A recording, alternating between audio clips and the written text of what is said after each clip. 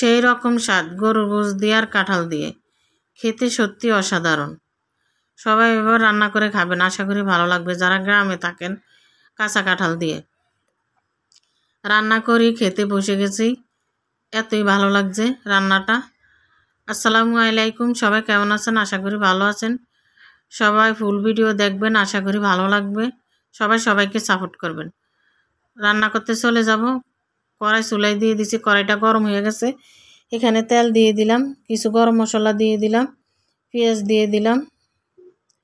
পেঁয়াজটা ভাজা হয়ে গেলে এখানে হলদে গুঁড়া, মরিচ গুঁড়া, লবণ স্বাদ মতো সব দিয়ে দিব।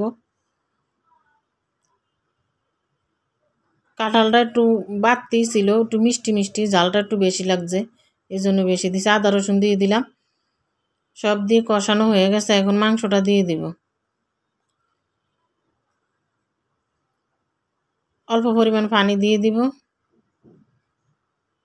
কড়াইটা বারবার লড়তে আছে। কিছু রসুন আর কাঁচামরিচ দিয়ে দিলাম।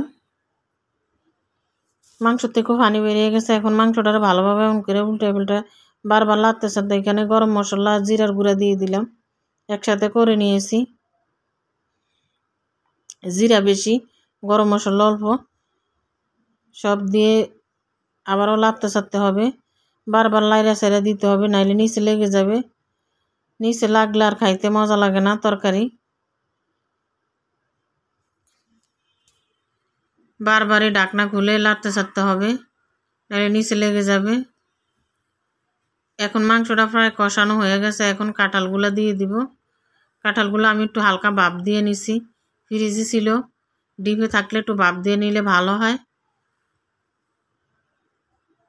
আমার ছেলে খায় কিনা জানি না, আমি রান্না করছি, আমার কাছে অনেক ভালো লাগছে, কিন্তু ও অনেক বাসে, ও খেতে চায় না।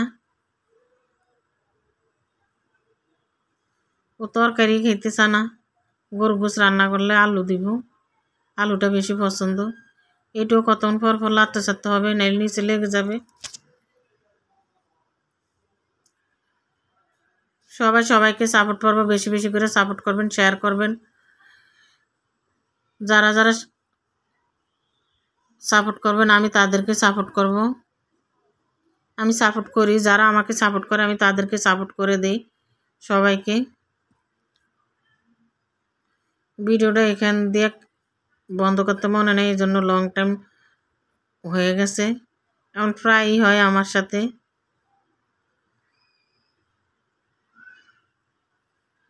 কিছু করার নাই। আবারও ভালোভাবে লাইরে ছেড়ে দিব। কষানো হয়ে গেছে। নিচে লাগে না যে, নিচে লাগলে আর ভালো লাগে না। গরম পানি দিয়ে দিলাম, এখানে ঝোলটা দিয়ে দিলাম। ঝোলটা দিয়ে আবারও ভালোভাবে লাড়তে চাড়তে হবে। কাঁঠালে বেশি সিদ্ধ হয়ে গেছে, আমি দেখছি একটা উঠে।